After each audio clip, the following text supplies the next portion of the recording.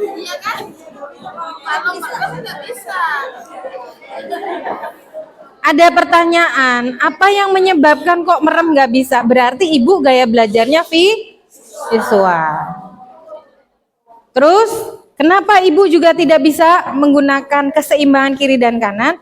Berarti ibu juga bukan kinestetik. Berarti ibu lebih banyak auditori. Nah, cari penyeimbangnya apakah memang ada di visual ataukah ada di kinestetik. Bisa jadi kinestetik ibu tidak seimbang karena vestibularnya belum siap. Vestibular itu ada di tengah. Kalau kita naik pesawat, kan kita naik pesawat nih, udah ada yang pernah naik pesawat? Oh, udah ada yang belum ya? Oh, bayangin aja deh, bayangin. Jadi kalau kita naik pesawat, itu kalau pas lagi di atas awan, kadang-kadang kuping kita dung gitu kan.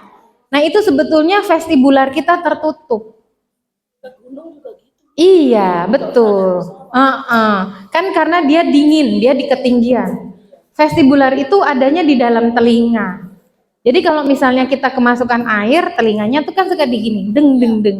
Nah itu vestibularnya ketutup air. Terus kalau kita pilek, sukanya gitu kan? Nah itu mengambil sesuatu air yang ada di vestibular.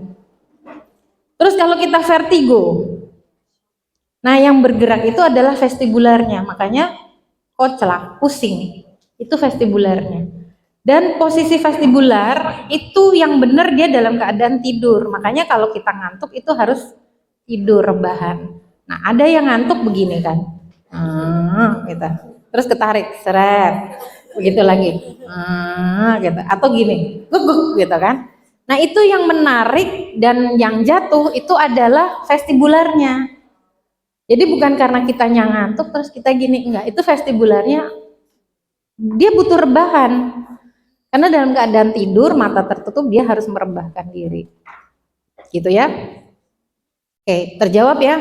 Jadi keseimbangannya ada di vestibular. Nah, anak-anak berkebutuhan khusus, vestibularnya berantakan. Ada yang tidur ke depan, ada yang ke belakang, makanya kebanyakan mereka ada yang sudah begini, atau rebahan. Capek bu, gitu kan? Karena vestibularnya tidak seimbang. Kalau anak-anak autis itu vestibularnya koclak, tek tek tek tek atau gini-gini. Makanya dia larinya cepat, nggak ada remnya, atau cenderung puter-puter, atau kakinya jinjit. Iya, oke. Vestibular ini untuk mengakuisisi gerakan kebutuhan gravitasi horizontal dan vertikal. Nanti akan terjawab di film berikut ya. Saya punya 2 film, tolong diperhatikan, dibuka matanya, jangan sampai ngantuk karena habis makan. Dan biasanya kalau kena film liar-liar, ya. Oke, silakan Bu. Ini judulnya In the Womb. Jadi dia mengibaratkan sedang ada di dalam kelahiran rahim. Ini perjalanan anak itu atas pertemuan sel sperma dan sel telur.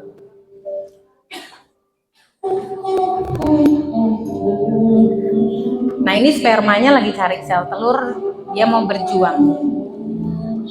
Makanya kenapa anak-anak berkebutuhan khusus tuh harus diajarkan berjuang. Dia sejak di dalam kandungan sudah diajarkan berjuang. Nah ini DNA.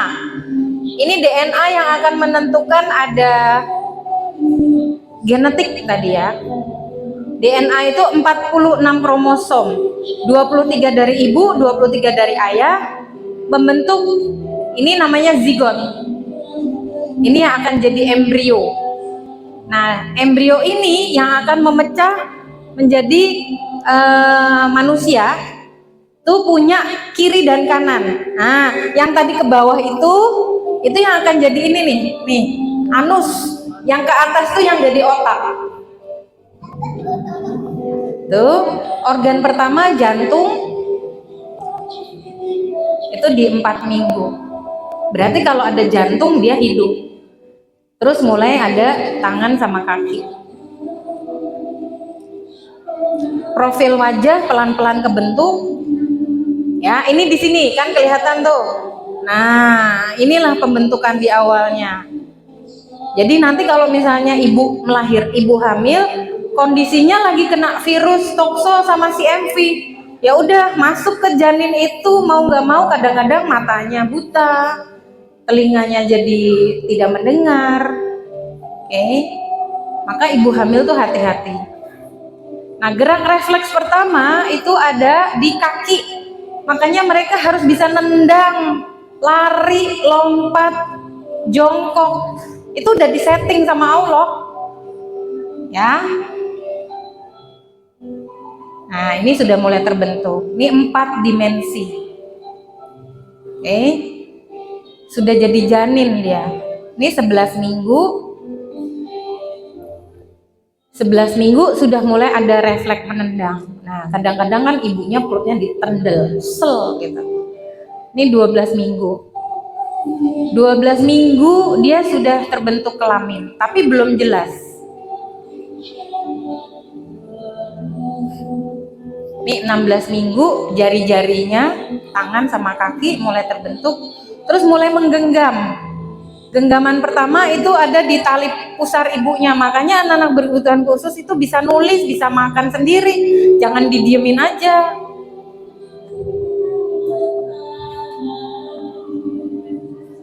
Ya, ini dia mulai terasa sama ibunya. Maka kalau ibunya stres, itu stresnya masuk ke anak.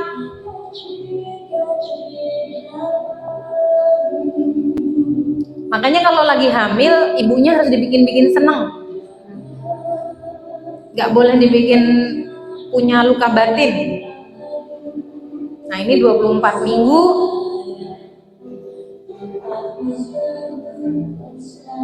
Panca inderanya semua mulai bekerja. Nih, ini makanan ibu sama yang diminum ibu pada saat hamil tidak ada filternya. Makanya jangan sekali-sekali makan yang nggak bener. Anak saya nomor 2, saya minum redoxon, makanya jadi ADHD. Nggak ada filternya. Iya, tulangnya kuat, tapi bergeraknya semakin nggak karu-karuan. Ini dia mulai mendengar suara ibunya dan suara ayahnya, terus mulai menghisap. Nanti dia belajar untuk menghisap puting payudara ibunya dari sini.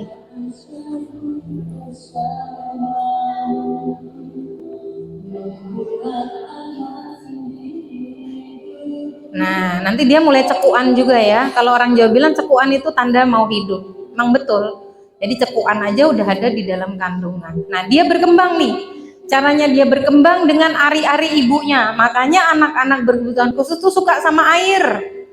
Karena memori di awalnya yang dia ketemukan adalah air ketuban ibunya. Dan dia suka bunyi gerojokan air kan. Karena ketuban ibunya tuh bunyi.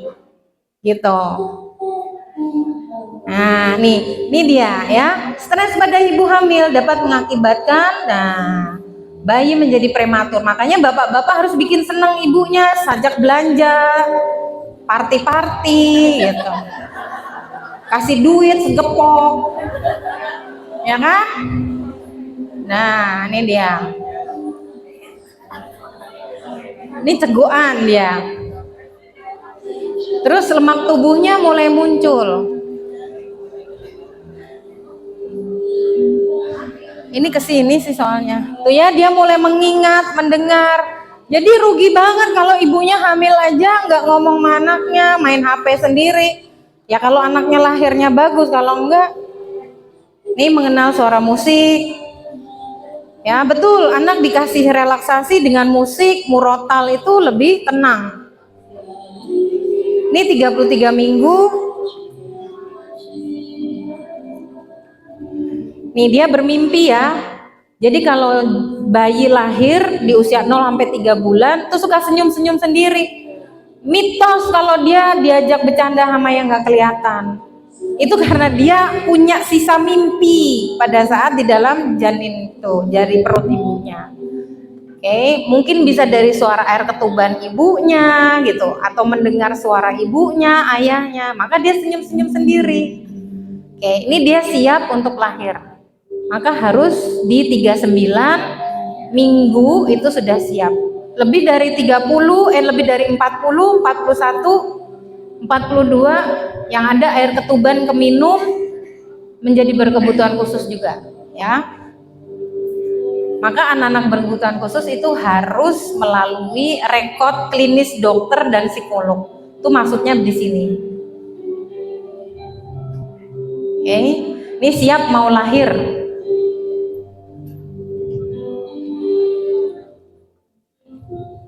Oke. Sebentar, untuk video keduanya tahan dulu, Bu. Saya di sini loh, Bapak Ibu. Ada yang tahu nggak saya di sini? Saya duduk loh ya. Oke. Jadi gini Bapak Ibu, kondisi anak berkebutuhan khusus tidak terlepas dari genetik. Walaupun dulu penelitiannya masih ada yang mengalihkan dengan kondisi genetik. Tapi genetik sendiri juga harus kembali pada kondisi bukan hanya secara internal ayah dan ibu, tetapi juga eksternal dari anak. Eksternal dari anak kembali lagi ke misalnya begini, kondisi pengasuhan yang salah, kondisi kemampuan anak yang tidak diberikan daya juang. Jadi lebih gini, supaya nggak nangis, supaya nggak berisik, udah kasih aja. Supaya nggak ribut, udah beliin aja. Itu bukan hanya kepada kebutuhan pola asuh ya, tetapi nanti berkaitan juga dengan pengembangan perilaku. Karena anak tantrum dampaknya juga berangkat dari situ. Dan tantrum sendiri harus dilihat batasannya, apakah tantrumnya tantrum yang memang itu dari dalam atau dari luar. Karena kalau dari dalam, umumnya tantrum itu muncul karena dia belum bisa bicara. Dia ingin menyampaikan sesuatu dalam bentuk tangisan. Tapi kalau tantrum yang berkaitan dari luar, itu kaitannya dengan keinginan. Dia ingin sesuatu, tidak diberi lalu dia menangis. Dia gulung-gulung, dia geruh-geruh. Nah, itu yang membuat anak jadi, oh ya udah kalau gitu aku nangis aja biar dikasih. Oke? Jadi perilaku ini bukan hanya sekedar salah pola asuh, tapi ada pembiasaan. Nah, anak berkebutuhan khusus dari umumnya sekarang bukan hanya kondisi yang disabilitas secara fisik aja, tetapi berkaitan juga dengan genetik dan juga salah pola asuh. Ya, berkaitan juga dengan penyakit-penyakit ibunya. Lalu, menurut saya secara pribadi, pendidikan sebetulnya bukan hanya mengakses pendidikannya saja, tetapi juga kebutuhan mental. Maka saya itu sebetulnya sepakat kalau di SD ada juga guru BK-nya, ya, karena membantu sekali itu guru-guru kelas dan guru bidang studi. Kalau di SD tidak ada guru BK, karena permasalahan anak-anak sekarang itu luar biasa. Tidak seperti kita zaman dulu gitu ya. Kalau dulu masih bisa ditangani 1-2 guru, tapi sekarang semua guru ikut untuk memikirkan hanya satu anak saja. Maka berkebutuhan khusus ini sekarang menjadi prioritas. Prioritasnya karena apa tadi? Bukan hanya anak-anak yang hambatan fisik, bukan hanya hambatan intelektual, bukan hanya anak hambatan penglihatan, pendengaran, tapi lebih kepada apa? Hambatan sosial, emosional, dan perilaku. Ya, oke, baik. Video kedua ini tentang bayi yang udah siap mau lahir tapi prosesnya tidak SC, dia normal. Nah, anak-anak dengan kelahiran normal itu sebetulnya lebih menguntungkan. Kenapa? Karena tidak kehilangan proses motorik dan juga proses sensorik. Oke, silakan Bu. Pinter banget ya materinya. Aku aja yang bikin aja sampai gila ya, dahsyat ya aku bikin materinya ya. Oke, ini ada uterus constriction for vestibular. Boleh berhenti dulu Bu. Ini saya jelaskan ya. Ini dia, uterus constriction for vestibular. Jadi kalau bayi mau keluar dari dalam perut ibunya, itu ketika sudah 39 minggu, berarti dia kan sudah cukup lahir. Oke. Yang ngajakin kontraksi itu bukan bayinya, tapi vestibularnya itu udah narik-narik. Makanya pedes. Pembukaannya itu 1 sampai 10. Karena vestibularnya tadi tuh ngajakin. Nah, ini vestibularnya tuh yang ada di ini nih. Yang ada di panah, itu kan ada ini ya, ada kepala, di situ. Terus uterus constriction-nya itu maksudnya tali pusar. Jadi tali pusar sama vestibular itu udah saling tarik menarik. Dia butuh untuk gerakan, kalau seperti ini vertikal apa horizontal? Ayo. Kalau bayi mau lahir itu vertikal atau horizontal? Nah, kalau kita berdiri, kalau kita berdiri gini, horizontal. Ayo, ABK juga nih. Cuman gara-gara vertikal horizontal.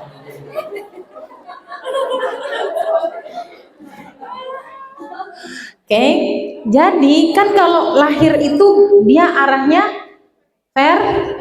nah dia butuh horizontal kayak kita gini. Makanya udah penuh nih kebutuhannya, udah cukup, dia harus lahir. Maka si uterus tadi, tali pusar itu, ayo cepet keluar, ayo. Tapi yang di sininya kan harus ngikutin bukaan jalan 1 sampai 10, makanya pedes. Itu jangan main-main ya sama yang melahirkan normal nih, bapak-bapak tuh. Pedes. Oke. Terus uterus constriction itu ada 3. Ada 3 gini. Ya.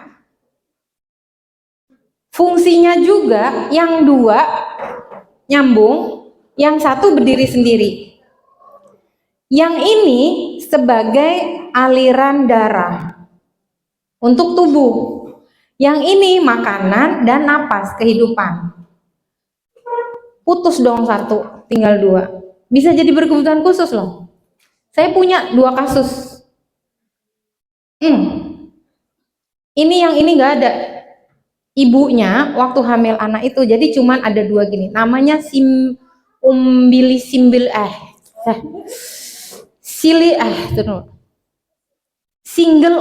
uterus.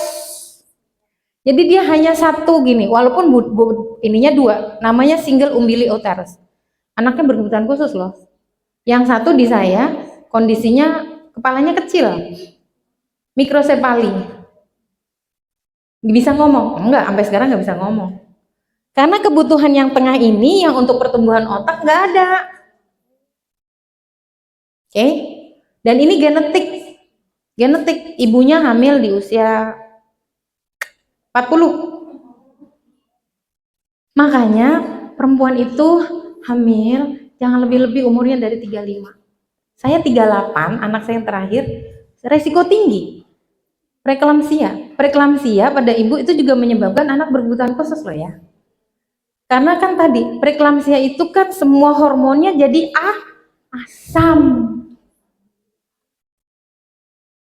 Air ketubannya asam. Warnanya hitam atau hijau pekat. Itu nggak boleh. Oke? Nilai, makanya nggak boleh, tensinya kan nggak boleh pada tinggi-tinggi kan kalau melahirkan. Terus kakinya juga nggak boleh gede-gede kan. Itu bahaya. Itu udah pasti anaknya berkebutuhan khusus. Ya, tapi di Indonesia nggak diomongin. Jangan keras-keras, nanti kalau ada dokter dimarahin.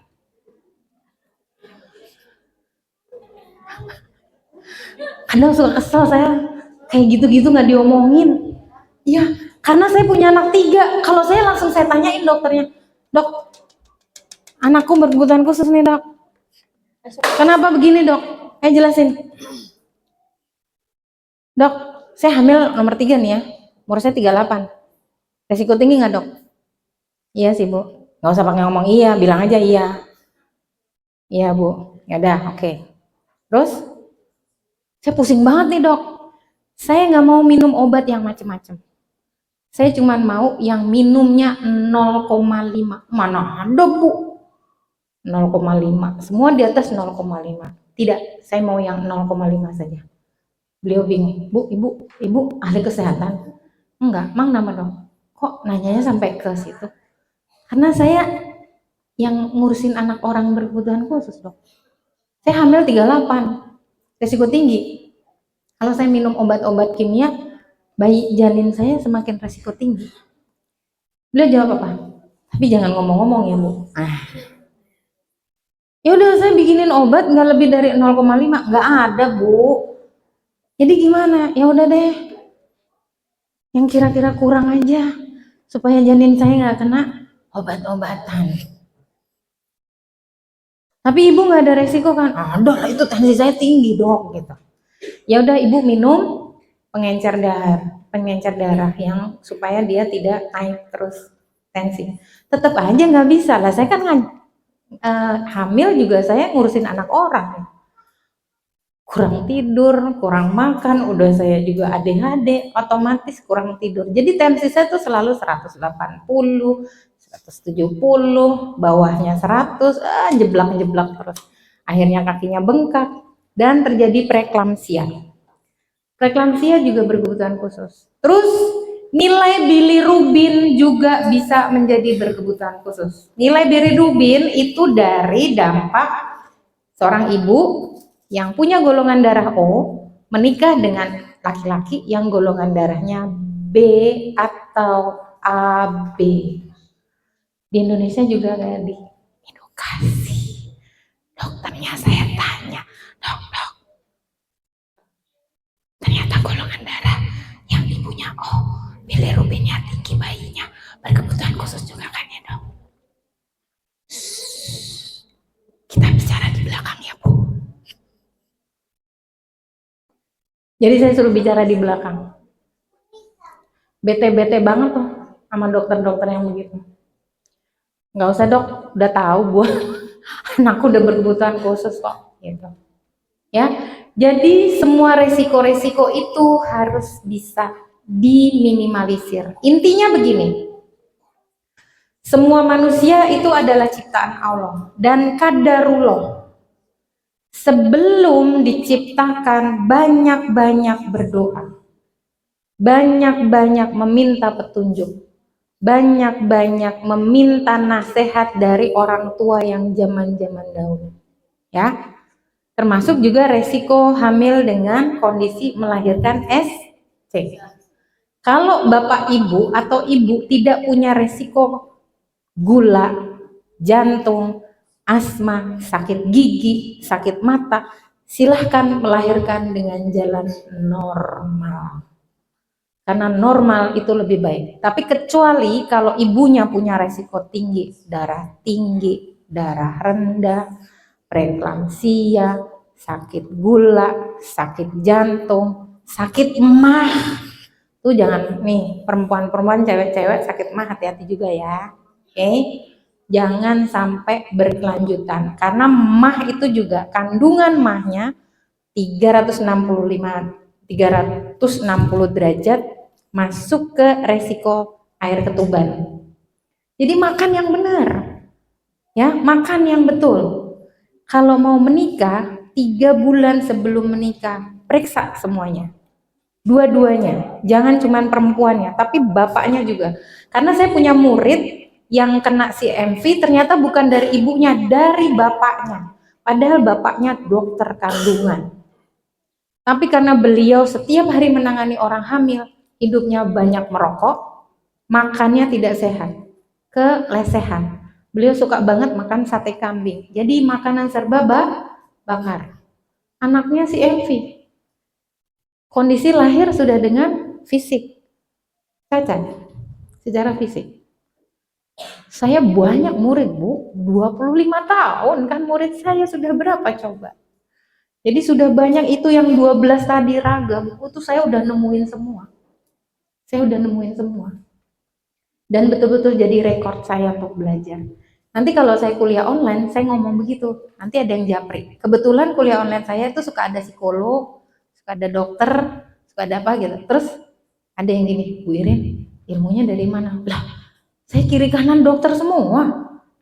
Kan anak saya 3. Jadi mau nggak mau dokternya tuh selalu saya colek. Ngomong yang benar. Saya bilang gitu. Jangan bohongin saya.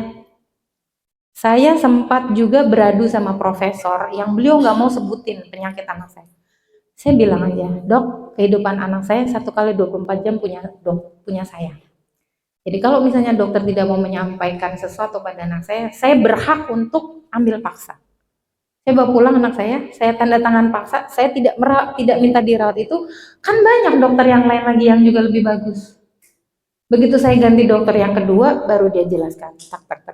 Oh ya, oke dok, berarti saya udah ketemu solusinya. Nah, Bapak Ibu sekali lagi, kalau PPDB supaya enggak kecolongan, ambil datanya, tambahin untuk nanti jadi profil belajar siswa, data kesehatan orang tua, kehamilan ibunya, kesehatan ayahnya, golongan darah ibunya, golongan darah bapaknya. Terus ibunya punya resiko kehamilannya gimana?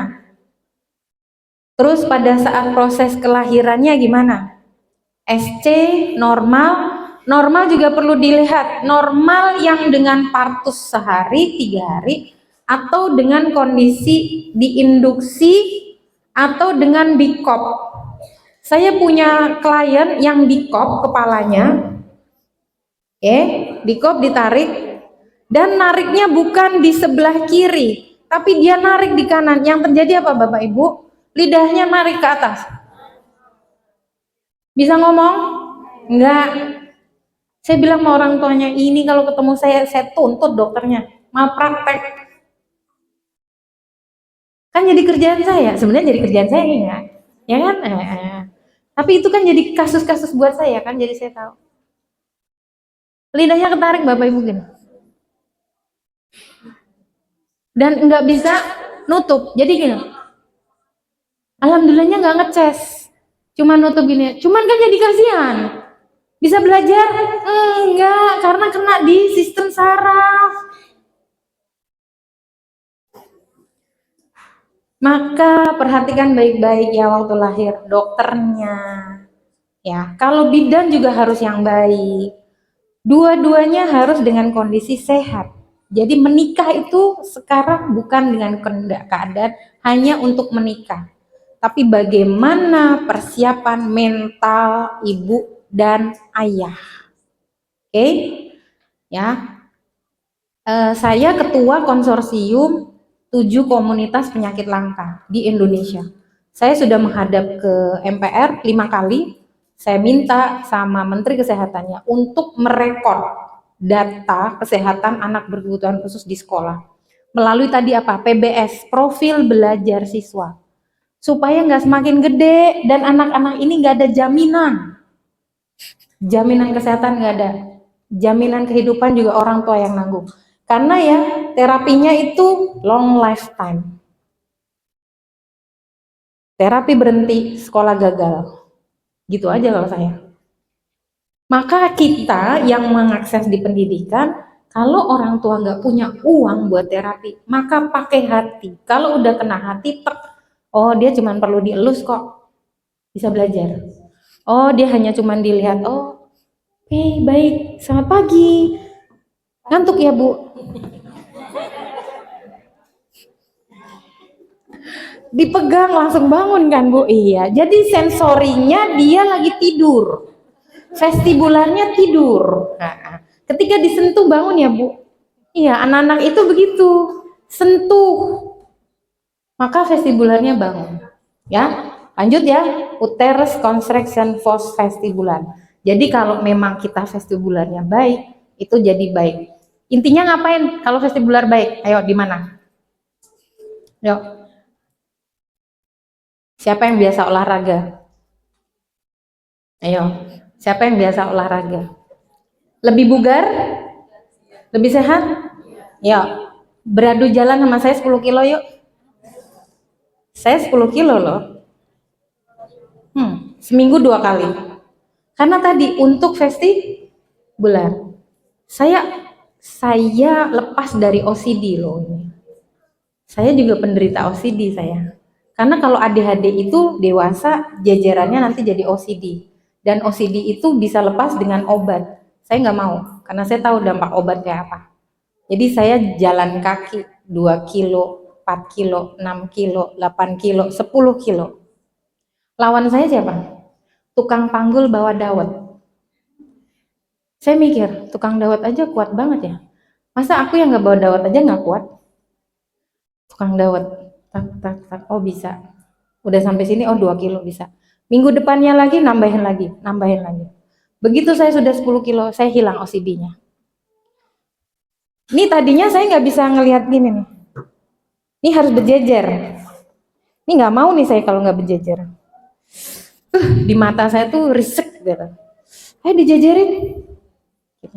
Tapi padahal kan nggak boleh kan? Ya nggak? Stereotip banget kan? Itu berkaitan dengan neurosistem. Nah, anak-anak berkebutuhan khusus itu neurosistem dari mana nih? Vestibularnya tadi. Jadi kalau misalnya mereka banyak sekali yang bergerak atau banyak sekali yang dia justru bergeraknya tidak keluar, maka bawa dia untuk olahraga. Kalau sudah olahraga, pasti vestibularnya langsung diam. Ya, vestibularnya terarah. Jadi kalau dia nggak bisa nulis, jangan buru-buru dikasih nulis. Yang ada nulisnya makin susah, acak-acakan, capek. Kitanya capek, udah di sekolah banyak anak, harus ngurusin yang kayak gitu. Suruh bawa lari. Makanya siapa di sini yang guru olahraga? Sayangnya enggak pernah ikut pelatihan. Padahal kondisi anak-anak berkebutuhan khusus bisa cakep itu ada di guru olahraga. Jadi besok kalau ngajakin jangan guru doang ya, guru olahraganya biar denger. Ya. Jadi pada saat dia dikoordinasi dengan olahraga tadi, kayak bapak ibu tadi keseimbangan kiri kanan itu bagian dari olahraga. Iya. Oke, terjawab. Dah, lanjut.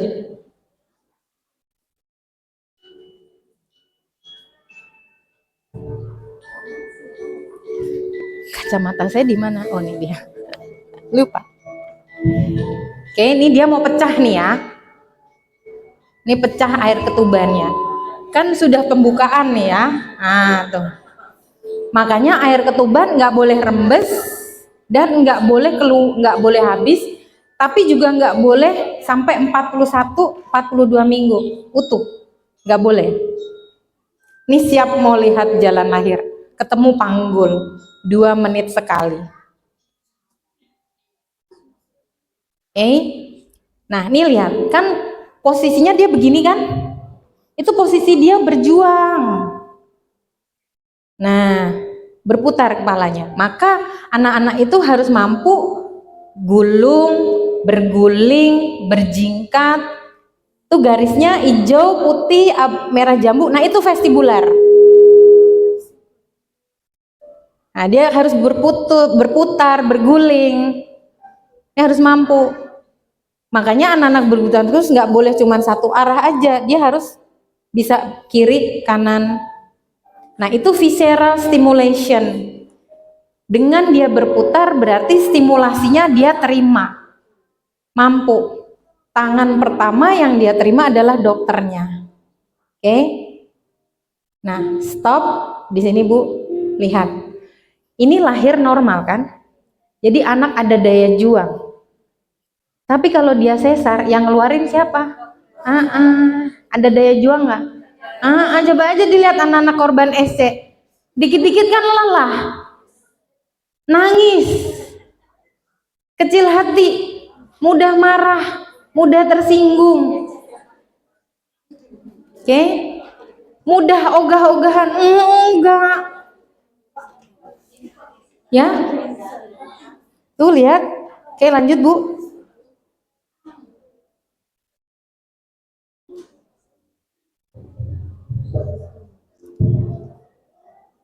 Tuh.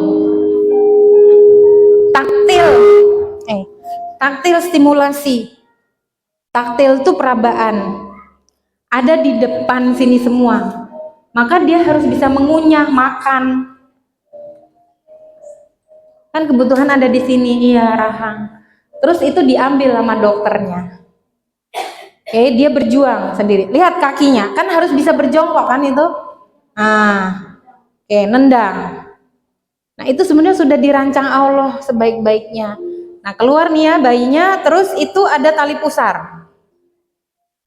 Mulai keluar sama ari-ari, pada saat dipotong, cut the umbilical cord, the same with time in which placenta kontraksi. Stoplah kontraksi. Maka anak itu harus berjuang sendiri, cari makan, bernapas, apa aja semua berdiri. Maka anak-anak itu harus diberdayakan, harus berjuang. Jangan nganggap anak berkebutuhan khusus, kasihan anak berkebutuhan khusus, kasihani aja.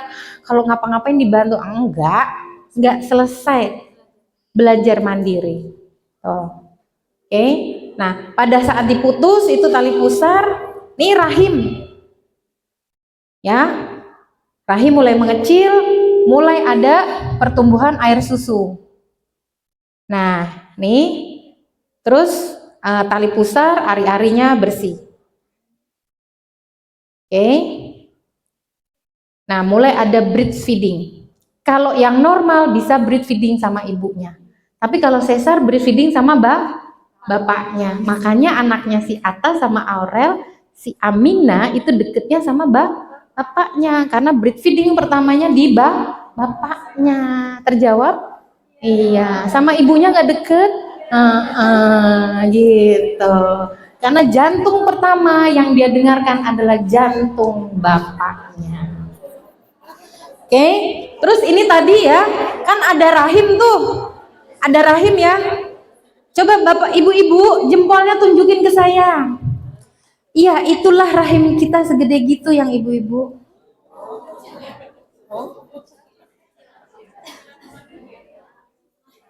Oke.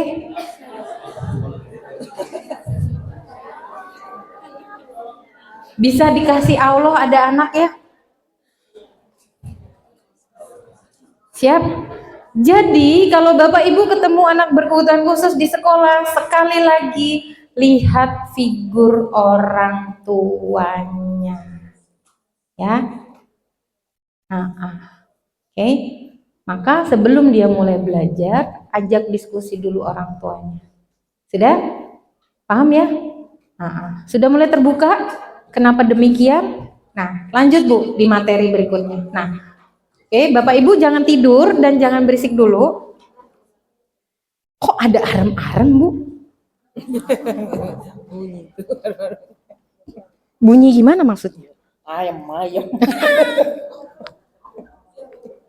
Bisa juga Ibu bilang ayam-ayam. Oke.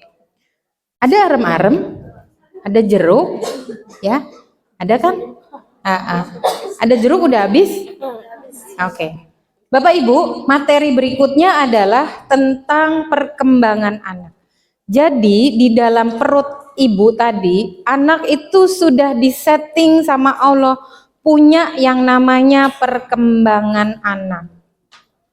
Perkembangan anak menganut aspek-aspek yang dibutuhkan pada saat dia hidup. Pertama ada aspek psikomotorik. Psikomotorik itu motorik kasar dan motorik halus. Itu harus terjadi karena di dalam rahim ibunya aja tadi sudah ada motorik kasar kan? Kemampuan menggenggam, kemampuan menendang. Motorik kasar itu berkaitan dengan kerja sistem motorik dari pusar ke kaki. Jadi nendang, lompat, berjingkat, berjingket, apalagi ya, berjongkok, loncat, merayap, betul, merangkak, itu motorik kasar. Tapi kalau dari pusar ke atas berkaitan dengan tangan itu motorik halus. Sekarang yang keluar antara motorik halus dengan motorik kasar mana duluan? Kenapa Bu kasar? Karena sesuai dengan perkembangan awal, tahap awal dari bayi juga dia udah bisa dari janin maksudnya. Dalam kandungan udah. Oke, good. Jadi yang pertama kali itu motorik kasar, bukan motorik halus. Kok oke. Waktu dia lahir, pertama kali yang dia lakukan adalah nangis apa merem? Waktu dia menangis bergeraknya gimana? Tendang-tendang kan? Iya. Jadi motorik apa dulu? Kasar. Berarti bukan motorik halus ya? Oke. Jadi motorik kasar. Terus waktu dia masih 0 sampai 3 bulan kan mulai harus miring kiri kanan kan? Motorik halus apa kasar? Iya. Jadi harus didahului dengan motorik kasar dulu. Setelah motorik kasar mateng, baru ke motorik halus. Setelah motorik kasar dan motorik halus, apa ya? Bahasa dulu atau kognitif dulu? Keren. Nah, ini guru-guru hebat ini ya. Tapi saya nggak bawa gift, Bu. Biasanya saya ada uang 50.000, ini nggak ada, Bu. Receh aja nggak ada, Bu. Karena di sini mencari ATM susah, Bu. Jadi saya nggak nuker uang tadi tuh. Atau saya bawa buku biasanya. Pakai apa? Kiris. Nggak punya, Pak. Saya ini orang jadul. Saya kiris nggak punya, dana nggak tahu, m-banking apalagi gitu ya. Saya yang ngurus-ngurus gitu langsung, apaan nih gitu. Saya bisa berkeringat gede-gede cuman gara-gara m-banking. Gak bisa saya. Itu adik-adik saya parah banget, Bu. Gak bisa pokoknya ya. Ngurut-ngurutin gitu bingung saya. Yang ada ini apa sih baca gini. Langsung keringat saya keluar gede-gede. Oke, lanjut ya. Setelah bahasa, kira-kira mana duluan? Kognitif sama sosial emosional? Kognitif mana duluan? Kognitif atau sosial atau emosional? Abis bahasa lo ya. Yakin? Yakin? Kognitif ya, Bu ya? Iya, tumben, Bu. Tadi itu ya, Bu, nggak bisa keseimbangan, Bu. Tapi yang ini bisa loh. Kenapa, Bu, kognitif? Feeling aja. Oh. Berarti dulu sekolahnya kancing ya, jawabannya cap cip cup. Feeling aja. Kira-kira kancing nomor 1, nomor 2, nomor 3 gitu ya, Bu ya? Oh, logika. Ya, oke. Baik. Saya terima, Bu. Jadi setelah bahasa baru kognitif. Kita ini soalnya guru-guru yang tadi kuliahnya kan tidak linear di dunia pendidikan. Terus misalnya ada yang pendidikan tapi lebih ke pendidikan matematika atau pendidikan agama. Kan nggak belajar tentang perkembangan anak kan? Nggak ada. Makanya saya kasih dulu ulasannya gitu. Tapi ya tadi tebakan-tebakan yang begini kan jadi oh iya mau nggak mikir kan kita ya. Jadi setelah bahasa terus ke kognitif. Setelah kognitif baru sosial emosional. Ketika dia bisa bersosialisasi, maka dia bisa mengendalikan untuk emosi. Nggak gampang loh duduk begini dengan kondisi 130 orang untuk anak-anak berkebutuhan khusus, ya enggak? Yang ada dia udah nggak sabar pengen kemana-mana kan? Pengen keluar-keluar aja kan? Ya. Tapi untungnya kita nggak ada yang berkebutuhan khusus ya. Soalnya dari tadi saya lihat duduk aja gitu kan. Kecuali saya, maunya berdiri aja. Oke? Nah, Bapak Ibu, ketika kita sudah memahami anak-anak berkebutuhan khusus di sekolah kita, yang pertama kali harus Bapak Ibu lakukan adalah identifikasinya. Identifikasinya berdasarkan ragam ABK. Nanti identifikasi saya kasih, ragam ABK-nya kan tadi sudah. Lalu kemudian buat juga untuk mengetahui nih perkembangannya, yaitu berdasarkan 6 aspek perkembangan. Caranya dalam memberikan pernyataan kemampuan terhadap kebutuhan anak dengan melakukan asesmen ini. Namanya asesmen perkembangan. Cara mengerjakannya, tadi Bu yang autis tadi usia berapa Bu? 6 tahun, di kelas 1. Oke, kita pakai kasusnya Ibu siapa? Bu Eni. Bu Eni, anaknya boleh kasih nama? Bayu. Oke, Bayu. Boleh ya sebut ya, Bu? Walaupun sebenarnya nggak boleh ya. Tapi nggak ada anaknya kan? Ya, disebut aja ya. Oke. Sorry ya Bayu disebut Bu Irin. Jadi anaknya Bu Eni namanya Bayu usia 6 tahun. Karena dia sudah ketahuan berkebutuhan khusus, kita harus melihat dari standar perkembangannya. Bukan di 6 tahun, tapi ambil di usia 3, 4 tahun. Kenapa kok begitu Bu Irin? Karena 6 tahun dibagi 2 menjadi 3. Jadi cara menghadapinya dia dengan usia mental dibagi 2. Oh gitu ya. Jadi satu permasalahan selesai ya Bu. Ternyata usianya 6 tahun. Ya kan? Ngadepinnya seperti usia mental 3 tahun. Kira-kira kemampuan dia yang di 3 tahun dengan kondisi yang dia puter-puter aja, pegang-pegang korden, ada nggak ya di sini? Oke Bu, sekarang buka Bu standar usia checklistnya di 2-3 tahun. Ini tadi mulainya 1-2 kan? Sekarang saya minta yang 3-4. Ya. 6 dibagi 3, 6 dibagi 2, 3. Nah, ini dia. Jadi cara memberikan asesmen perkembangannya dengan kondisi di usia 3-4 tahun. Kita pakai indikator. Nah, coba cari di psikomotorik dulu, Bu.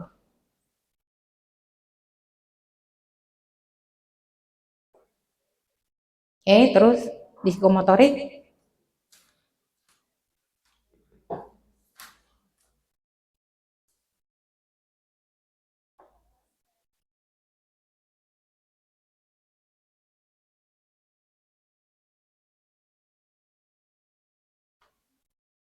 Lagi.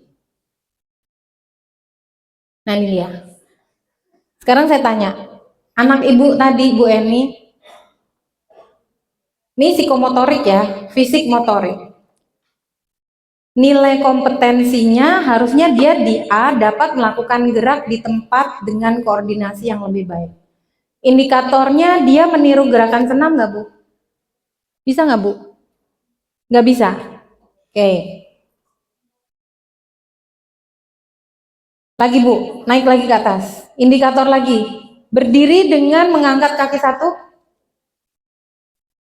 Nggak bisa? Oke. Sudah terjawab ya? Nggak bisa ya? Diturunkan lagi, bagi 2. Jadi 1,5. Ambil di usia 1-2 Bu. Gitu, iya. Karena kalau makanya saya bilang konseptor yang pembelajaran berdiferensiasi nggak ngajakin saya bikin konsep. Jadi untuk anak-anak berkebutuhan khusus tuh pembelajaran berdiferensiasinya bukan hanya sekedar kognitif aja, tapi kemampuan-kemampuan yang lain. Maka CP-nya pakai CP apa Bu? Kalau udah kayak gini, CP persiapan. Ada di mana persiapan? TK. Jadi walaupun dia usianya 7 tahun, belum tentu kemampuannya di 7 dibagi 2. Tadi lihat tuh, udah kan 6 dibagi 2. Saya tanya nih pembuktian 2 aja tuh, 2 kompetensi aja nggak bisa kan? Berarti diturunkan ya Bu, di usia 1,5. Ambil Bu yang 1-2. Kompetensinya ini yang di psikomotorik ya Bu ya. Oke, kompetensinya A, dapat menggerakkan anggota tubuh untuk melatih otot tangan. Indikatornya, memegang benda-benda ukuran kecil dengan jari-jari tangan dan telunjuk dan jempol, bisa Bu? Bisa. Oke, udah terbukti ya. 1, berarti di 1-2 ya. Gitu caranya. Udah dapat pembelajarannya? Ya, oke. Sip. Ini untuk asesmen perkembangan. Oke. Jadi jali kan? Gampang kan? Nah, nanti saya kasih semua untuk asesmen perkembangan ini dari usia 0 sampai 1. 1-2, 2-3, 3-4, 4-5, 5-6. Kenapa begitu sih? Karena usia matang anak itu ada di usia 0 sampai 6 alias golden age. Anak-anak berkebutuhan khusus usia golden age-nya itu rata-rata mundur atau tidak nampak atau tidak keluar. Beda ya, tidak nampak sama tidak keluar. Atau hilang sama sekali. Makanya kok udah SD kelas 1 belum bisa ya? Langsung ambil 7 tahun nggak bisa, 3 tahun ambil tuh indikasinya, indikatornya. KKM-nya sama anak tipikal, tapi indikatornya harus berdasarkan ini. Oke. Terus pasti ada pertanyaan, kira-kira Bu Irin kalau di usia 1-2 terus bisa naik nggak ya untuk usia berikutnya? Bisa Bapak Ibu. Jadi solusinya setelah ketemu ini, setelah ketemu indikator tadi ini, bagaimana supaya kira-kira dia bisa naik? Nah, Bu langsung ambil checklist stimulasi.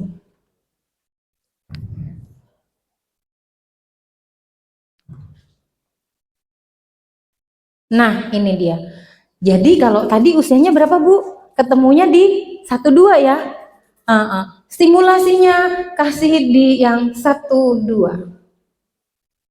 Terus 0 sama 3 bulan, terus 1-2.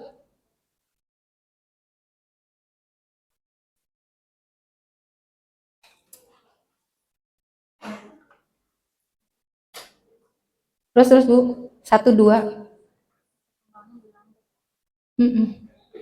Ini 1 sampai 18. Nah, sampai yang 2. Ini di 12 bulan sampai 18, terus 18 sampai 2 tahun.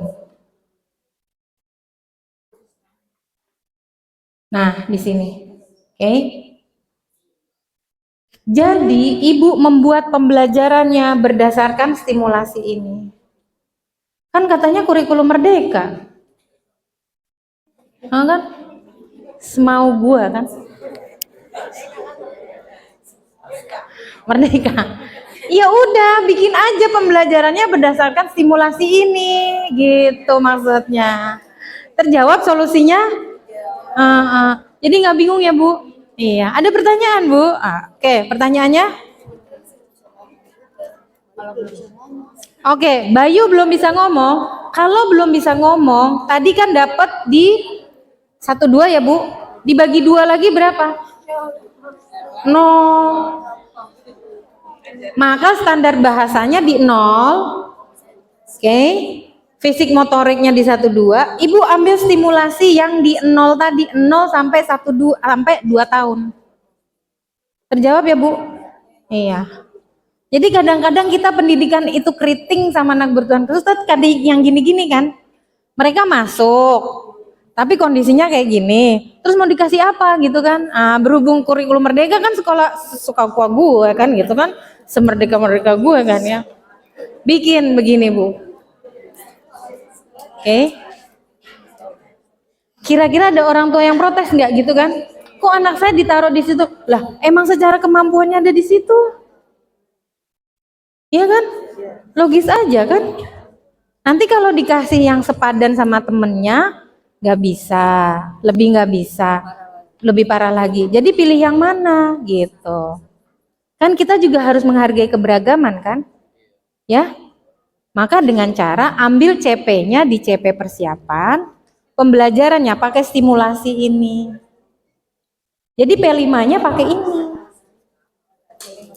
Iya, P5-nya pakai ini. Teratasi? Iya.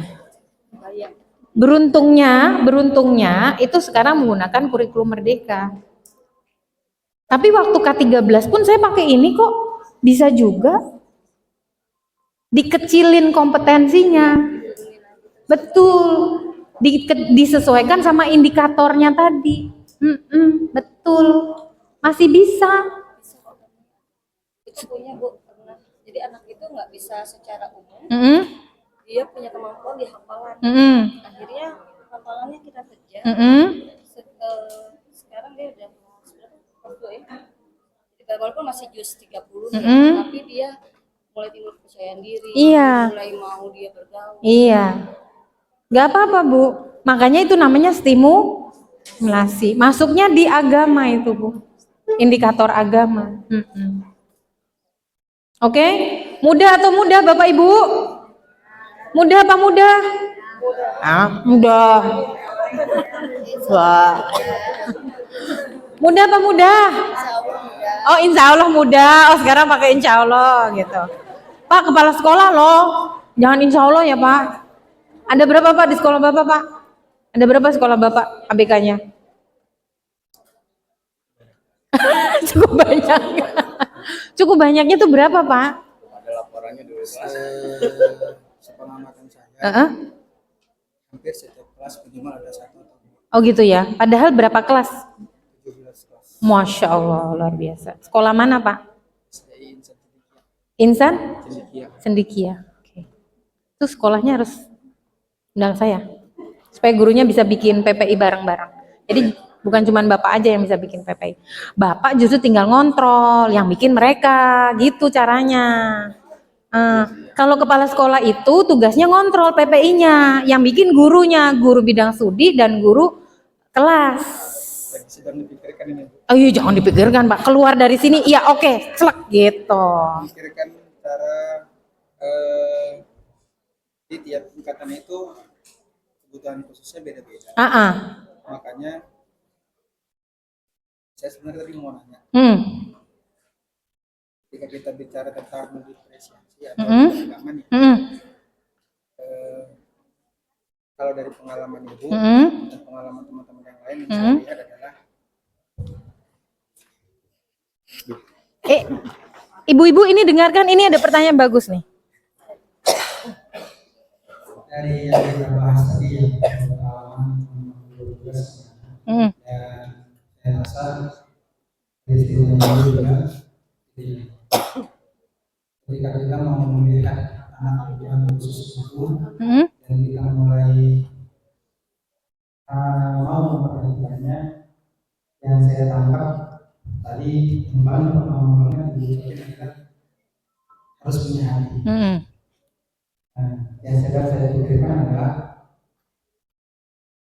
banyak semua guru siap mengajar, tapi tidak semua guru siap mengajar dengan hati. Yang saya pikirkan bagaimana cara menanamkan hati itu biar semua guru bisa memperhatikan anak kebutuhan khusus.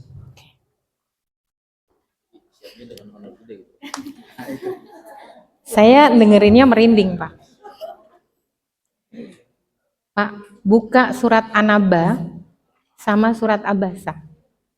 Itulah ayat-ayat anak berkebutuhan khusus. Jadi cara menyentuhnya dari surat An-Naba dan surat Abasa. Mereka tidak pernah minta untuk dilahirkan dengan kondisi berkebutuhan khusus.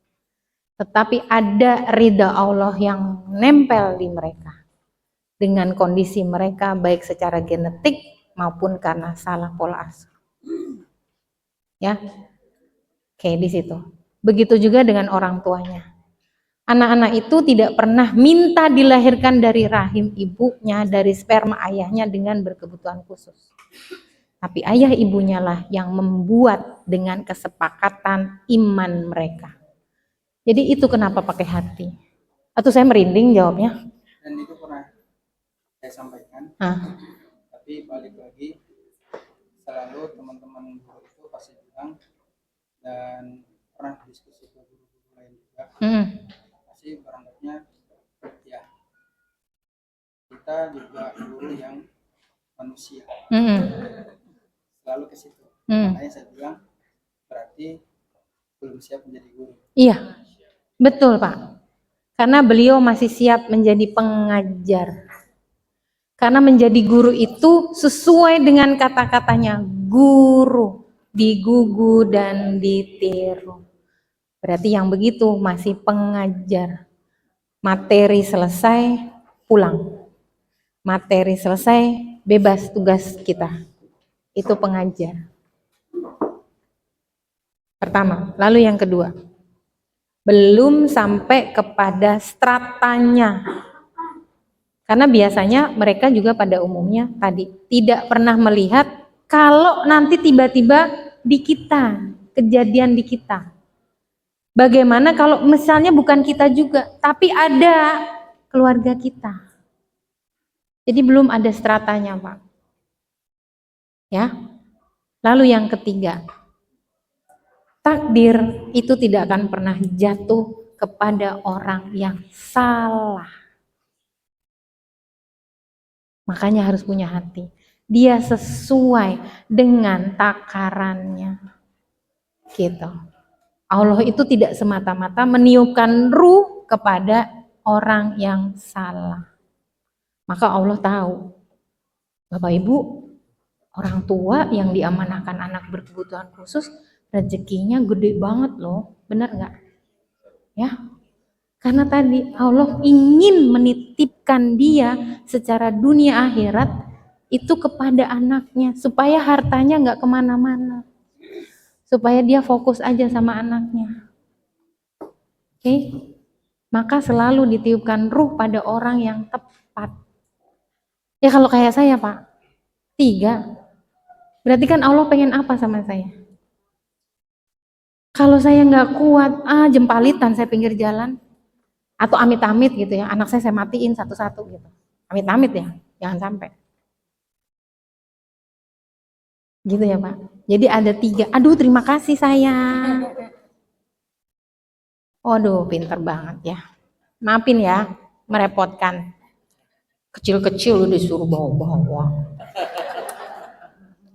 Belum waktunya lagi. Ya, gitu ya Pak. Jadi ada 3 poin. Oke, sepakat ya. Jadi Bapak Ibu yang hadir di sini pun bukan orang yang salah. Sudah ditiupkan ruh 5.000 tahun yang lalu untuk ketemu saya di hari ini. Oke.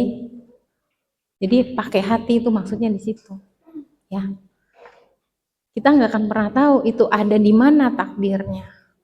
Mungkin kita bisa bilang bukan di saya, tapi bisa jadi nanti ada di saudara kita, sepupu kita, atau adik kita, atau yang lainnya di dalam lingkaran kita.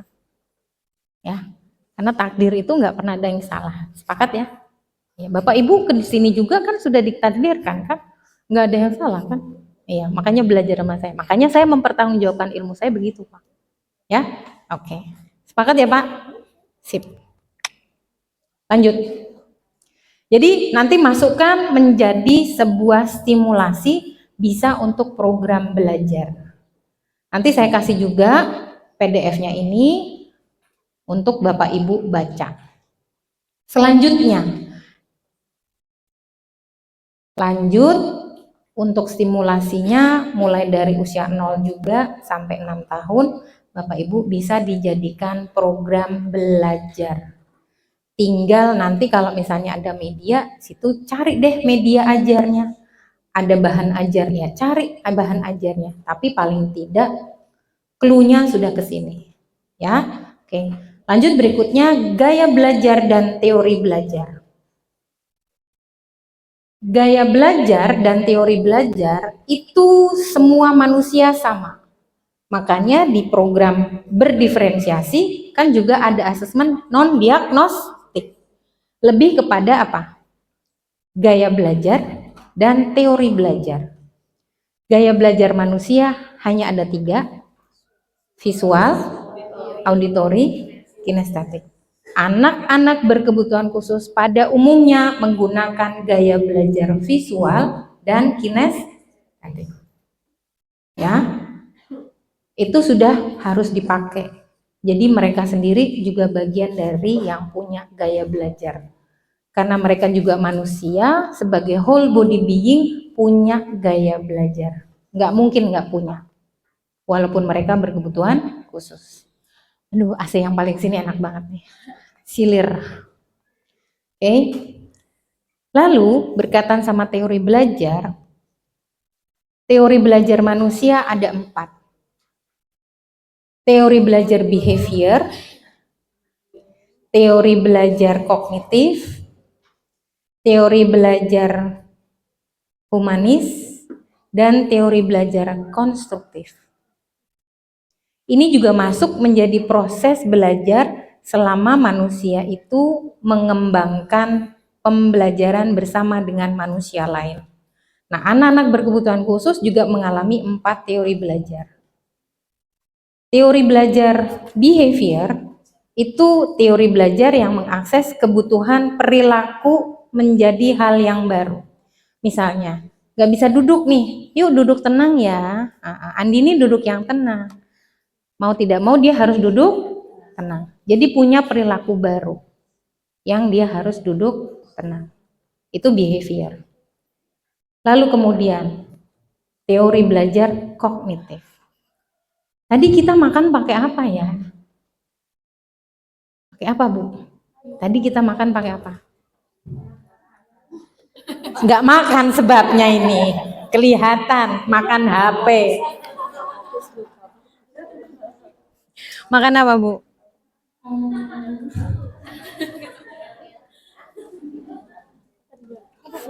Kotaknya itu dimakan nggak, Bu, tadi, Bu? Makan apa? Lauknya? Iya, apa 4/5 sempurna? Jangan-jangan ini beliau juga bagian dari yang lambat belajar loh ya. Ditanya makan apa, jawabnya 4 sehat 5 sempurna. Miring banget gitu ya jawabannya, nggak kemana gitu juntrungan. Kan saya tadi tanya makan apa gitu kan ya. Makan 4 sehat 5 sempurna. Terus wujudnya apa, Bu? Gitu 4 sehat 5 sempurna. Ayo, Bu, jawab. Ada sayur, ada lauk pauk. Kayaknya bener ini beliau lambat belajar. Kan saya bilang konkretnya apa gitu. Ada lauk pauk, terus apa lagi? Apa lagi tadi? Lauk pauk, terus sayur. Kan saya baru mau bilang yakin sayur kayaknya cuma timun doang sebiji gitu. Ibu ada capcaynya enggak? Ada. Punya saya enggak ada, Bu. Saya sayur kacang. Kacang gitu ya. Makanya tadi kalau dibilang sayur gitu kan. Kayaknya ini ada buncis juga gitu ya. Terus apa lagi? Oh, ayam. Terus? Enggak.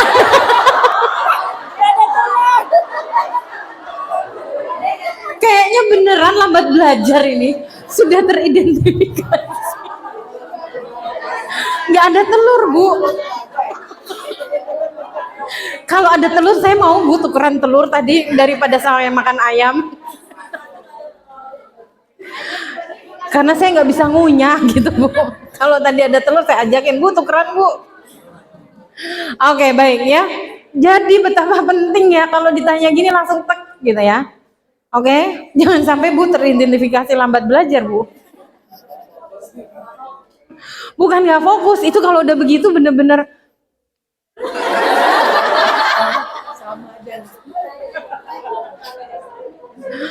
nggak ada. Kalau nggak fokus Ibu nggak bisa kontak dengan saya. Kalau nggak fokus Ibu lebih nggak kontak sama saya gitu ya. Jadi jangan teridentifikasi oleh saya Ibu bagian dari lambat belajar. Oke. Jadi pada saat kita menjawab seperti itu, teori belajar kognitif, tadi kalau ditanya makan apa, kan tadi berarti ada ayam bakar, terus apa lagi? Sambel, terus ada sayur apa? Nah, ada beda-beda ya sayurnya ya. Saya kebetulan dapatnya kacang panjang. Oh sama.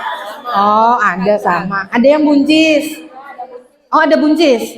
Oh terus ada? Oh tahu. Yang tempe siapa? Oh nggak ada, tahu semua. Terus ayamnya? Ada yang dapat paha gitu kan? Ada yang dapat dada gitu kan? Nah, ada sambelnya. Nah itu bagian dari pemahaman teori kognitif. Jadi apa yang kita pahami, apa yang kita lihat, itu masuk di dalam memori kita. Menjadi sebuah pengetahuan kognitif, gitu ya. Nah anak-anak dengan lambat belajar tadi ditanya makan apa? Saya mau geser. Nggak enak, saya mau jawab di situ.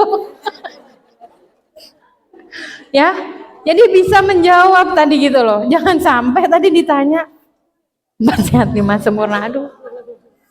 Oke, baik. Itu berkaitan dengan teori belajar kognitif. Aduh, ikut belajar sayang. Salim dulu. Nah, HP dah. Assalamualaikum. Oh, yang satunya tidur. Waduh, kayak saya juga. Saya dulu sekolah juga begitu. Anak saya yang satu saya tidurin gitu. Tapi biasanya kayak gini anaknya jadi pintar. Ngikut ibunya belajar. Tuh. Nah, setelah ada teori belajar kognitif, terus kemudian teori belajar humanis. Dia harus hidup di dalam lingkungan yang bersama-sama. Secara sistem kalau dia tinggal sama keluarganya, dia tahu ibunya, dia tahu bapaknya, dia tahu kakaknya, nenek, kakek, saudara-saudaranya. Itu humanis. Untuk membentuk dia menjadi orang yang misalnya punya keterikatan secara interaksi, sosialisasi. Interaksi sama sosialisasi beda loh ya. Oke, tapi dia dua paham tuh. Perlu humanis, saling mengenal. Nah, anak-anak berkebutuhan khusus kan cenderung menyendiri, hidup hanya dengan dirinya sendiri, tidak mau bergaul, atau hidup dengan ya tadi pertemanannya mereka sendiri gitu. Ya. Lalu berikutnya teori belajar konstruktif. Teori belajar konstruktif adalah teori belajar yang menghasilkan hal-hal yang baru. Misalnya gini, saya kan dari Bogor ya. Sampai di sini tadi malam. Pertama kali yang saya rasa adalah udaranya, duh panas banget ya gitu. Terus airnya buat mandi tidak seperti air di Bogor. Air di Bogor seger. Di sini udah aku kosokin kok kayaknya nggak hilang-hilang sabunnya ya gitu. Ini lengket nih gitu. Itu konstruktif. Jadi saya harus membiasakan diri dengan air di Cikarang. Ditambah lagi, saya ini kan orang minum air. Saya itu bukan peminum itu ya bir atau enggak, bukan. Saya ini orang peminum air hangat, air panas. Di hotel itu kan ada pemanas ya. Saya nggak ingat kalau air di Cikarang itu kalau dimasak sesuatu. Akhirnya saya masak air panas dengan air keran.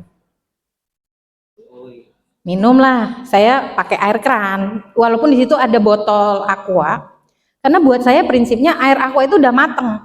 Jadi jangan lagi dipanasin. Karena dia sudah menghasilkan BJ-nya tinggi, air aqua itu BJ-nya tinggi 8,5. Kalau dia dipanasin lagi dia bisa 9. Nah, saya nggak butuh itu gitu. Terus saya pakai air keran dong dari kamar mandi hotel. Saya masak, minum, tak legek. 3 jam berikutnya saya serak. Kenapa jadi begini ya suara aku? Duh, mudah-mudahan bisa ngomong. Baru ingat saya, oh saya orang yang sensitif terhadap air minum yang saya kayak gitu tadi. Untungnya saya bawa obat semprot antibiotik yang cuma serut gitu udah saya akhirnya oh ya benar nih ini alergi sensitif dari airnya. Nah itu belajar konstruktif. Sesuatu hal yang baru tetapi menghasilkan kita belajar di tempat yang baru itu konstruktif. Satu contoh lagi, misalnya anak berkebutuhan khusus, itu kalau makan, proses makannya kan dia udah tahu nih, kalau makan di rumah dia duduk, gitu kan, ngambil makanannya itu di meja makan. Tapi bagaimana pada saat dia dibawa ke kondangan, yang kondangannya standing party? Bisa nggak? Ya, kita aja kadang nggak bisa kan, geragapan kan, harus pakai kursi. Nah itu belajar konstruktif. Jadi sudah terbiasa makan di rumah, di meja makan, pergi ke kondangan yang makannya standing party, nggak duduk. Di otak kita kayak mencar-mencar kan. Ini nasi ngambil sambil berdiri, lauk sambil berdiri. Makanya banyak sekali orang kalau sudah ngambil nasi dengan standing party itu aut-autan kemana-mana. Karena tadi otaknya diminta untuk segera mengkonstruksi hal yang baru. Itu namanya belajar konstruktif. Dan anak-anak berkebutuhan khusus harus diajari konstruktif ini Bapak Ibu. Supaya kalau dia di tempat yang baru, dia enggak emosi. Makanya kenapa anak-anak berkebutuhan khusus kalau pindah ke tempat lain dia nggak mudah ya. Maunya tantrum, nangis, ngajakin cepet pulang, atau ngobrak-abrik. Karena berbeda dengan kondisi di rumah. Nah itu namanya belajar konstruktif. Dan harus diajarkan ya, supaya dia paham generalisasinya.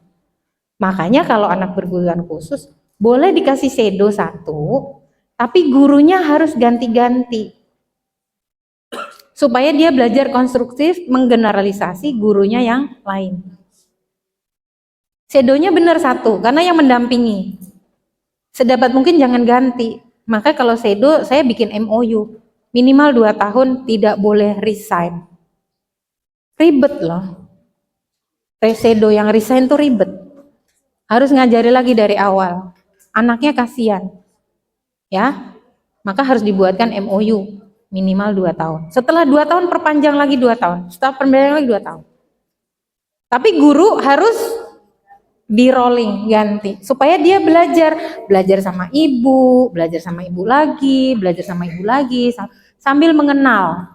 Itu konstruktif. Karena dia kan belajarnya visual. Jadi biar tahu wajahnya ibu ini, wajahnya ini, wajahnya ini, wajahnya sampai bau keringatnya, sampai cara ngomongnya, sampai namanya hafal. Ya, dia harus belajar konstruktif. Oke, paham? Nanti Bapak Ibu baca, saya sudah jelaskan, di sana ada materi gaya belajar dan teori belajar. Lanjut, Bu. Sekarang identifikasi. Oke, lanjut aja. Oke, ini dia. Setelah Bapak Ibu sudah paham ragam berkebutuhan khusus yang ada 12, yang tadi pagi, ini saya kasih identifikasi. Identifikasi ini awal mulanya Bapak Ibu untuk membuat. Oke. Bapak Ibu sebelum masuk ke identifikasi kita. Oke. Kita istirahat sholat asar jam berapa? Kurang 15 menit. Udah lewat kah? Belum kan? Oke, saya selesaikan identifikasi dulu ya. Saya selesaikan buru-buru nih, kayak rel kereta. Supaya yang media belajar udah dibawa. Udah ada yang bawa media belajar? Sudah? Satu sekolah gitu? Oke, baik. Saya harus kayak kereta. Oleh karenanya Bapak Ibu mohon pakai ininya semua ya. Memorinya, pakai pendengarannya, sama pakai kinestetiknya untuk nulis. Karena saya menjelaskannya cepat. Oke. Sebelum ke materi, brain jam dulu. Biar nggak ngantuk dan biar cun. Supaya jangan lambat belajar. Oke, Bapak Ibu duduk aja. Duduk aja. Siap? Letakkan dulu alat tulisnya. Jari kita ini apa? Ini? Ini? Ini? Oke, hati-hati ya. Karena di dalam saraf jari ini terdiri dari 72 saraf. Jadi jangan sampai tangan ini digunakan untuk hal-hal yang tidak baik. Karena ini sarafnya ada 72. Di lengan sini ada 138. Makanya tangan ini bisa ngamplek.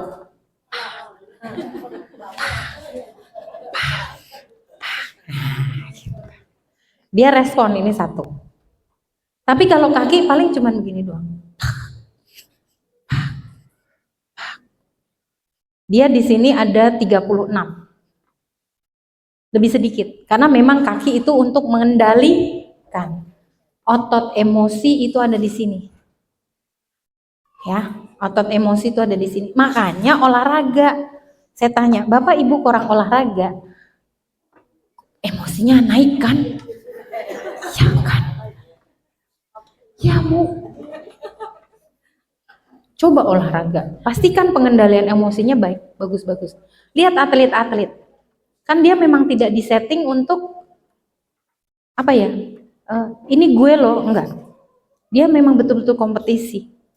Dan itu murni. Itu mendidik mereka untuk punya IQ-nya bagus. Ya. Oke. Kita brain dulu. Kalau saya bilang jempol, tunjukkan jempol, telunjuk, tunjukkan telunjuk, tengah, tunjukkan tengah, manis, tunjukkan manis, kelingking, tunjukkan kelingking. Awas ya, harus hafal nih. Oke. Jangan sampai nggak hafal. Tangan kanannya di depan. Oke, kepalkan. Jangan sampai nggak ngerti nih, kepalkan juga nih ya. Awas ya. Siap? Fokus, konsentrasi. Telunjuk. Telunjuk. Ayo, saya bilang apa? Jadi harus apa? Fokus, konsentrasi. Gitu. Makanya saya merem. Saya ngomongnya telunjuk, tapi jari saya. Jadi tahu ya? Oke, awas. Siap? Lagi. Jempol. Telunjuk, tengah, manis, kelingking.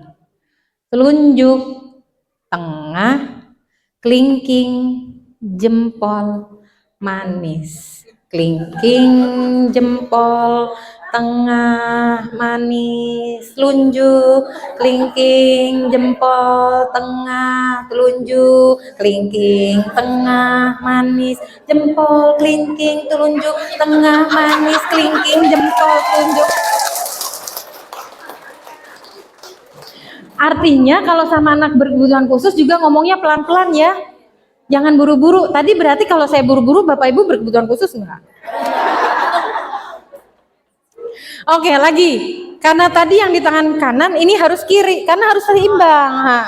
Nanti kalau enggak Ibu sama Bapak keluarnya timpang-timpang gitu. Ya, oke. Sekarang yang kiri. Siap? Kelingking. Tengah. Manis. Jempol. Kelingking. Manis. Tengah. Telunjuk. Jempol. Kelingking, telunjuk, tengah, manis, jempol, telunjuk, kelingking, tengah, manis, jempol, kelingking, telunjuk, tengah, manis. Bu, tahu nggak? Masa ada yang sampai gemeter loh? Cuman begini aja. Kayak mau disetrap sama saya, coba gitu kan? Itu karena proses belajar kita memang harus siap tidak siap, harus menentukan tadi ya. Kadangkala kejadian-kejadian yang tidak kita siap itu membuat kita gemetar kan? Ya, paham ya? Dan itu merubah tangan kiri dan kanan, itu kan perlu konstruktif, otaknya harus siap. Betul ya? Apa Bu? Harus stabil. Iya, betul. Nah, anak-anak berkebutuhan khusus itu otaknya mereka secara sistem itu berantakan. Maka Bapak Ibu menerangkannya juga harus satu-satu. Sedikit-sedikit, kecil-kecil, sepotong-sepotong. Tidak bisa langsung brut, enggak. Lewong Bapak Ibu aja mindah jempol, kelingking gini aja ada yang ngelihat tangannya. Oh ya, saya ngomong jempol, dia ngeliatin jempolnya gitu kan. Ngeliatin telunjuknya. Kayak nggak yakin gitu loh sama jempolnya sendiri gitu. Ya. Kan ada yang begitu. Dan memang tidak mudah Bapak Ibu, jari kita ini cara melihatnya itu bukan cuma 5. Oke? Yang di belakang lihatnya ke sini dong. Hai, emang saya sengaja di sini biar Bapak Ibunya gantian gitu. Jadi yang belakang lihat ke sini gantian berputar. Nah, supaya tadi otak kita kiri kanannya imbang. Yang belakang jadi nggak begini-begini gitu kan. Sekarang yang pojokan sana gantian begini-begini. Karena saya udah biasa sama neurosistem tadi Bu. Iya. Jadi gini, ini tangan kita. Kenapa menulis itu juga tidak boleh dilakukan di usia dini? Di usia 3, 4, 5, 6. Semuanya harus tahapan. Merobek, memungut, mengambil, memotong, mendorong, meronce, menjumput, terus apa lagi? Meremas, menempel, menggunting, itu semua di tahapan awal. Karena saraf tangan ini di setiap sendinya, kalau dipaksa untuk menulis, dia akan merenggang. Jadi ini kan ada sendi-sendi ya. Sendi-sendi itu baru menyatu di usia 7 tahun. Tuh. Jadi kalau tiba-tiba anak, maaf nih ya, siapa di sini yang pendekar Bimba A I U E O? Ayo. Nggak ada kan? Awas ya. Bimba A I U E O itu tidak pakai tahapan loh ya. Jangan sampai anak hanya untuk diminta nulis tapi tahapannya nggak ada. Proses dari Bimba A I U E O itu anak di usia 9 tahun langsung drastis anjlok. Anjlok. Karena tadi fokus konsentrasinya satu, dipaksa untuk nulis, membaca, berhitung, dan ini tangannya belum matang. Pada usia 9-10 tahun dia lelah. Protes dia sama keadaan. Banyak yang emosi, banyak yang merasa bahwa oh aku kemarin udah bisa, ini diulang lagi, capek aku, bla bla bla bla bla bla. Jadi dia belum matang baik secara koordinasi motorik, kemampuan intelektual, dan kesiapan tadi untuk membaca dan menulis. Karena tadi nih, sarafnya, sendi-sendinya belum matang. Dia akan matang di usia 7 tahun. Ini di sini kan ada ini kan, sendi kan ini, tulang-tulangnya jadi satu kan? Iya. Nggak boleh. Dan ini mempengaruhi sistem otak. Jadi biarkan dia berproses membaca, menulis itu dengan tahapan tadi. Ibu udah di sini kan? Pakai tuh tahapan saya buat ibu menjadi kuat. Saya baru mengembangkan anak di KIO usia 5 tahun karena saya melihat dia, mohon maaf, ada keterlambatan dalam saya pengucapan. Jadi makanya saya sebagai anak lebih aktif berbicara. Oke. Juga dari usia. Oke.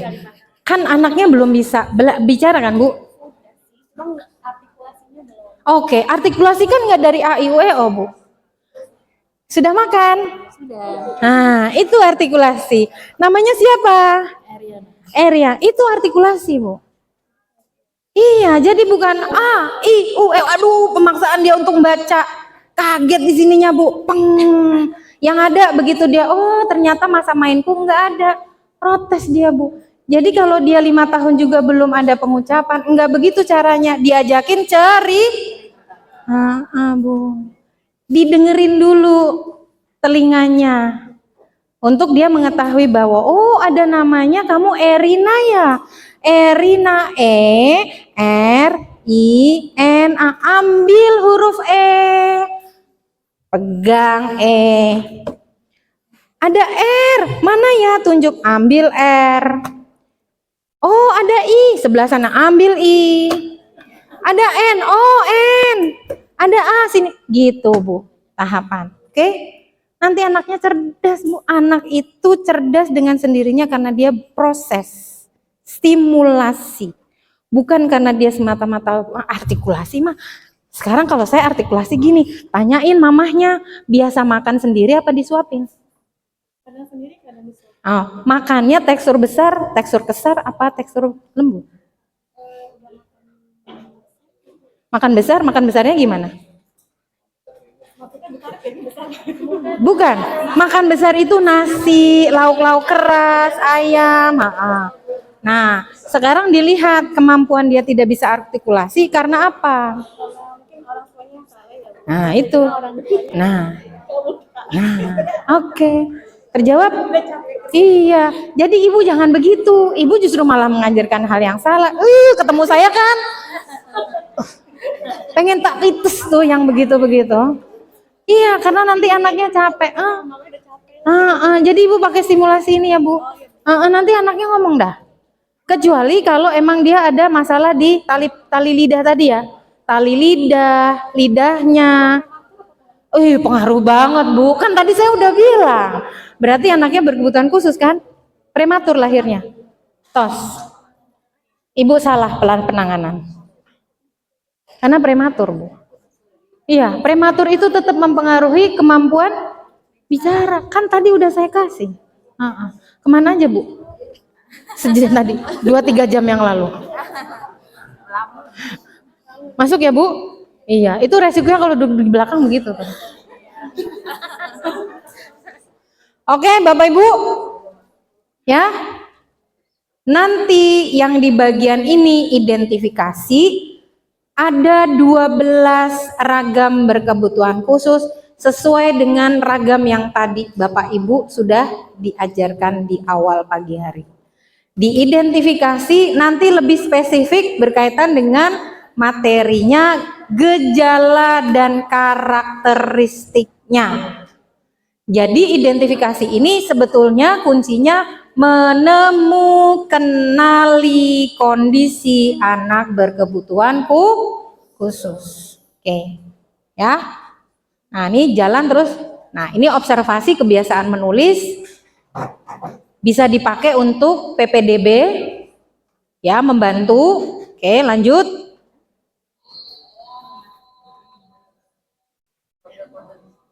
Kode dulu ya, sedikit. Boleh dimatikan dulu, Bu. Oke. Nah, ini Bapak Ibu stop dulu. Ini identifikasinya, instrumen identifikasi. Ini yang pertama di nomor 1 untuk tuna. Boleh dibaca tuh Miss Z?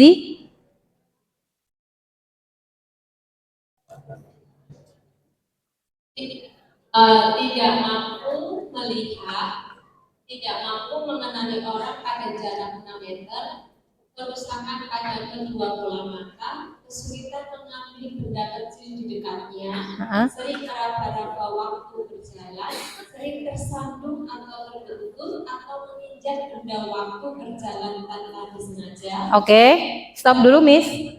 Berarti itu untuk yang hambatan penglihatan. Paham ya? Jadi di setiap karakter nanti sana ada. Kita sholat dulu boleh? Oke, sholat dulu Bapak Ibu, nanti kita baru baca identifikasi. Ibu jangan salah, Bu. Iya, Bu. Salah itu, Bu. Marahin aja, Bu. Hah? Nggak bisa. Pinter itu proses belajar. Bukan karena dipaksain.